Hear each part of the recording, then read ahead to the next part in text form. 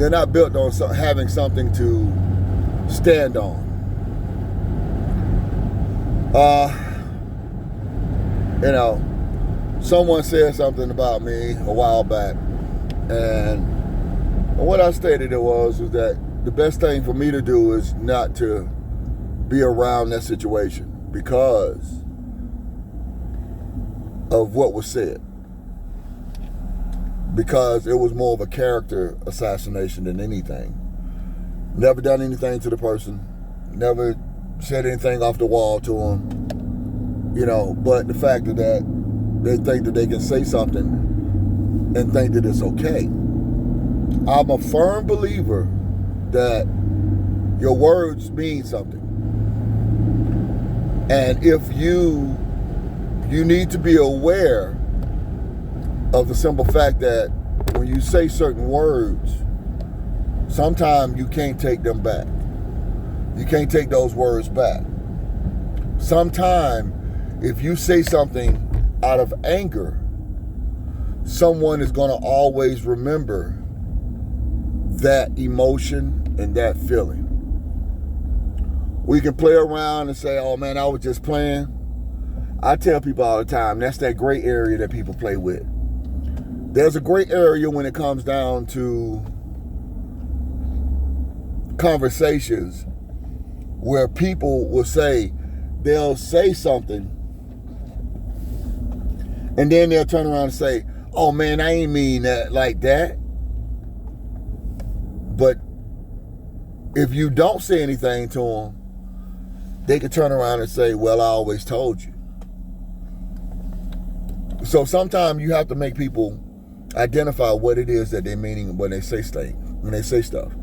Because I can say, hey, you know, oh man, you stupid as hell, man, and I can say that in a laughing manner. But I truly mean it. I can truly mean it. You stupid as hell. But because I'm saying it in a joking manner, you really don't know how to identify which way I'm saying it.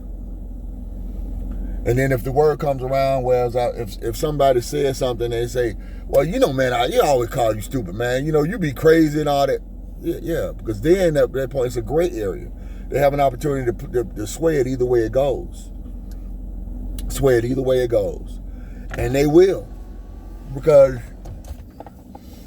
it's human nature. It's human nature to sit back and try to get people to maneuver in a way that you want them to maneuver, or to move in a way that you want them to move.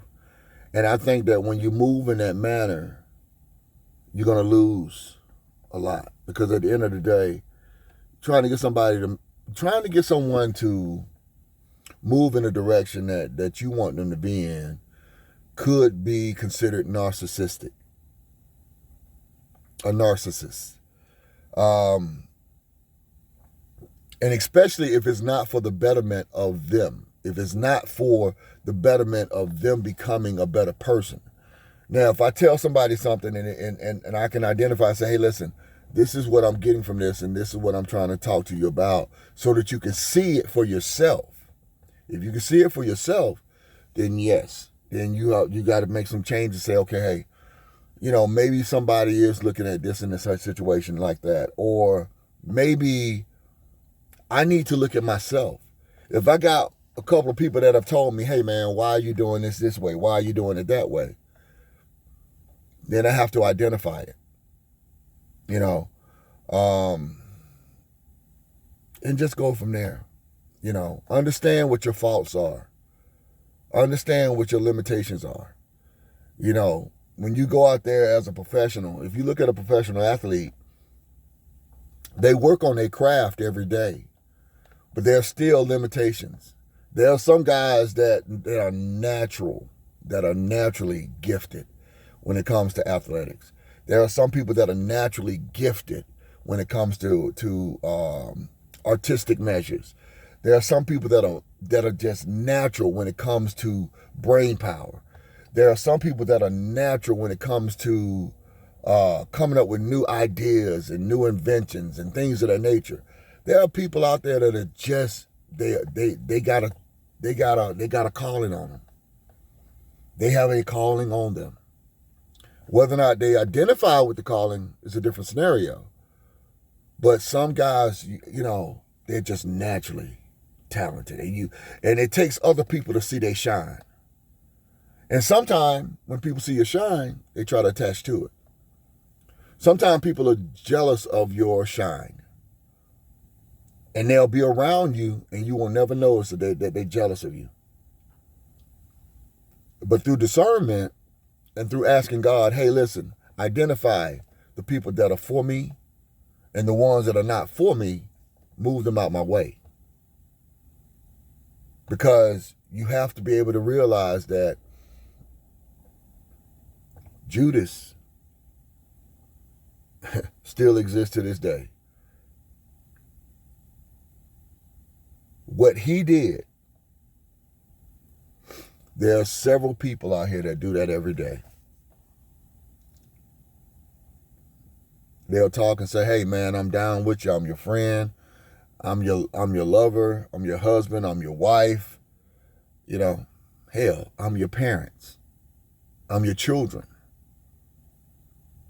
Prime example, But they'll turn around and just have a gut dislike or distaste for you based upon whatever they have been told or whatever they feel. And the sad part about it is if it's based on something of how they feel, you got to understand that could have came from a distorted situation. When you got people that sit back and tell each other, facts don't mean anything, you're talking to a delusional person. Because facts is what makes everything relevant. Facts is what makes you go to your account and swipe, use your debit card or credit card, and that's what a fact is. Because if you look at your account and your account says you got $20,000 in there, but you only got $10 in there, you're gonna be mad as I don't know what. Because you went based on the simple fact that, hey, this telling me that I got $20,000 in my account. But hey, the fact is you only got 10. So let's be with it. Let's move in a good place. Let's do good things. Smoke well, my friends. Enjoy. I hope you enjoyed the content. I hope you enjoyed the information, the education that I gave you about, some of your cigars, some of your lines. If you got there to get the Pepin, Don Pepin. I'm sorry. This is the Pepin Blue. Pepin Blue. You got to try it out. Smoke well.